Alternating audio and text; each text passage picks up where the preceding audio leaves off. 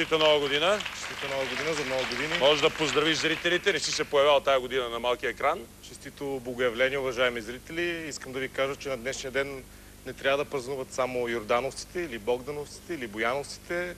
Днешния ден всъщност е третия по важност християнски празник за православните. Богоявление.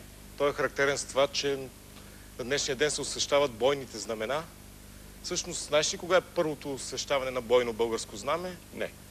917 година на 19 август от Симеон Велики, преди битката при Ахелой. Всъщност България е втората християнска държава след Византийската империя, която почва да освещава своите знамена. Знам само, че няма пленено българско знаме. Няма пленено българско знаме. Фактически в момента ние сме първата християнска държава, съществуваща, която осветила свое бойно знаме, тъй като Византийската империя не съществува.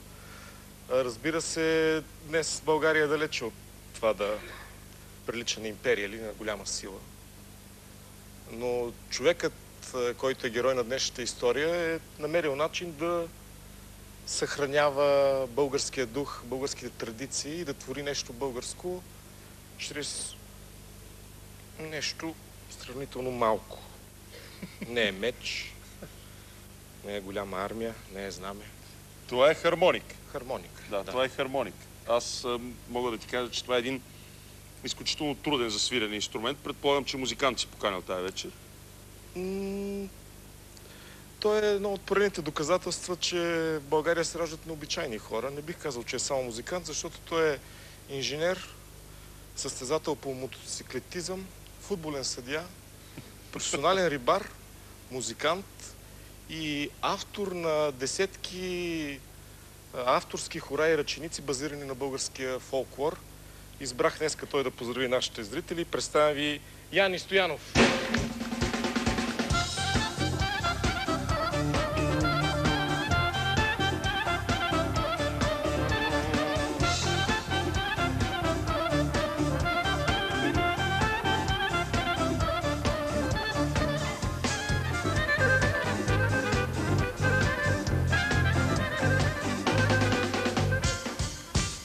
Добър вечер. Господин Стоянов се казва, така ли? Аз мисля, че съм чувал за вас веднъж, защото вие сте, може би, доколкото имам спомен, понеже сте така любител музикант, но въпреки всичко сте един уникален музикант, благодарение на хармониката. Имате най-голямата колекция, мисля, че в България от хармоники. Мисля, че е така. Не знам някой друг да... Колко хармоники имате? За сега са около 50. Колко съм оставил в историята, това вече никой не знае. А откъде у вас тази любов към хармониката? Правилно ли произнасям името на този музикален инструмент? Да. Хармоника. Да. В интерес на истината, аз не съм информиран кога е създаден този инструмент и от кого. Вие сигурно ще ми кажете. Първата фирма, която го е направила, е фирмата Сейдел в Германия с 1847 година. Втората фирма, която започва, фирмата Хонер, 1850, години след нея. И оттам вече фирмата Хонер набира скорост и всъщност тя е най-голямата фирма в света и тя организира всъщност световните фестивали на 4 години. И откъде у вас тази любов към хармониката? От баща ми още като дете, просто на коленете му. Ще ми демонстрирате ли нещо на тази хармоника? Ще ми свирите ли вие на друга си носите във вас? Аз се хода винаги с ключодържателя, така че той си ми е тук винаги при мен. Вие си носите на ключовете хармоника? Той си е ключодържател, аз си в колата навсякъде, просто си спирам и си почвам да се свира. Ще ми демонстрирате ли нещо?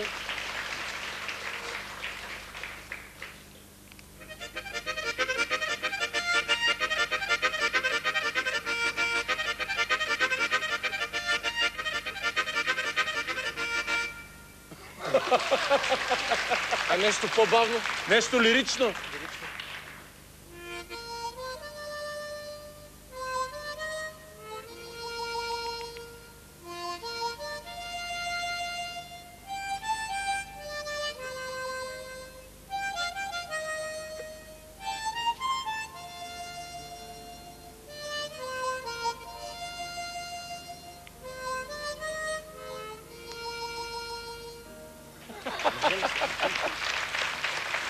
А нещо, да речем, от Дивия Запад? Не.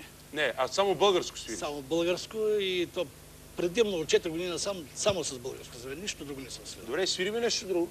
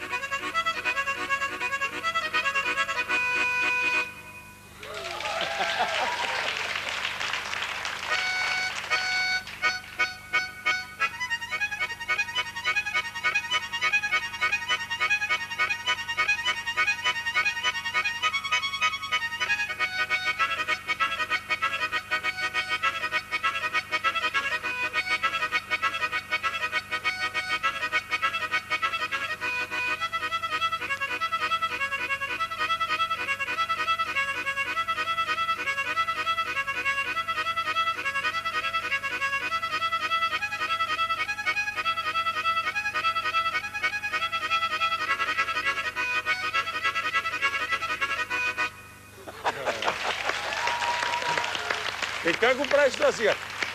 Уважаеми зрители, много е трудно. Той едновременно свири мелодия и си държи акомпанимент, нещо, което е много, много трудно.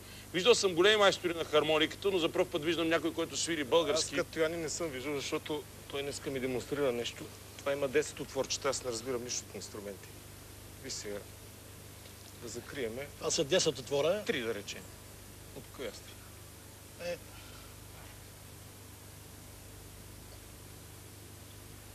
Значи оставаме да свирим на 7 отвора.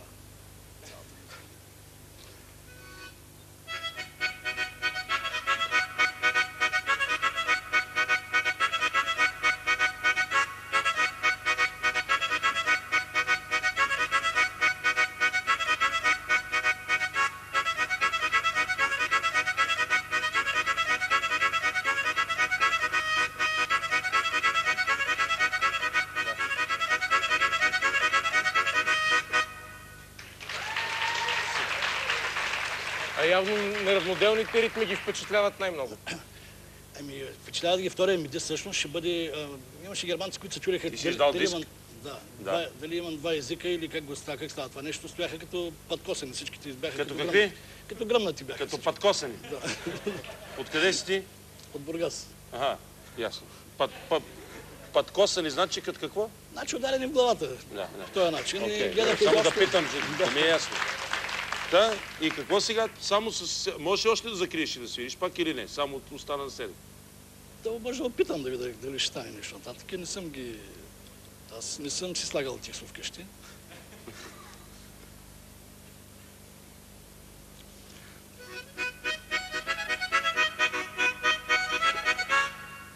Това е капитанско хоро. Искам да поздравя всички с днешния имен ден и всички рибари, тъй като днеска се отваря морето. На Николден се затваря, а днеска се отваря за риболов. Добре, благодаря ти. А нещо с групата подготвили ли сте нещо, Евгений, или... Може да опитате нещо. Какво може да изсвирите? Капитанско хоро. Това е капитанското хоро. Я да чуем как ще е с куко, бент и с хармоник. Всъщност тая хармоника е някаква друга. Ти колко хармоники имаш? Не, те са в си бемол, те са в други гами. Те са в... Аз съм запознат горе-долу с гамите, но...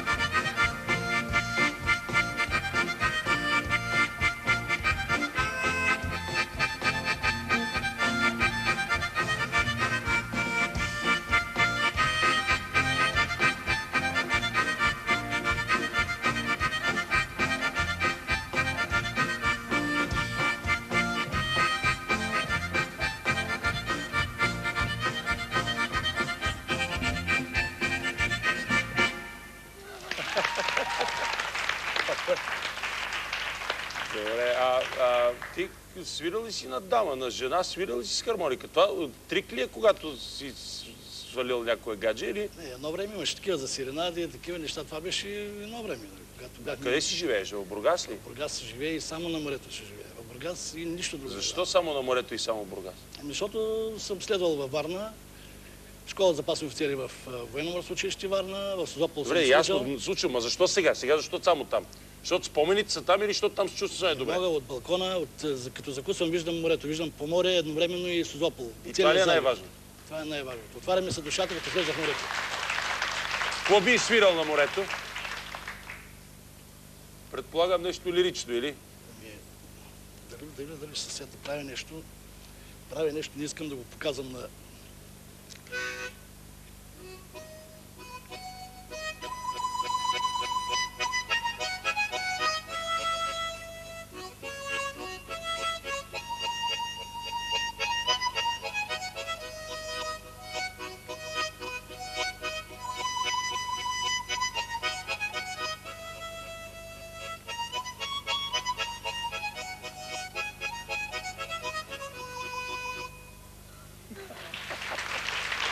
Добре. Може да поздравиш всички йордановци и всички българи. Искам да ги поздравя, да стана прав, защото Да. искам да ги поздравя с празника, големия празник Богоявление, да са живи и здрави всички йордановци и всички рибари. Днеска се отваря морето, голям берекет и много успехи, всичко най-добро. Уважаеми зрители, това беше Яни Стоянов и историята на Росен Петров. Благодаря.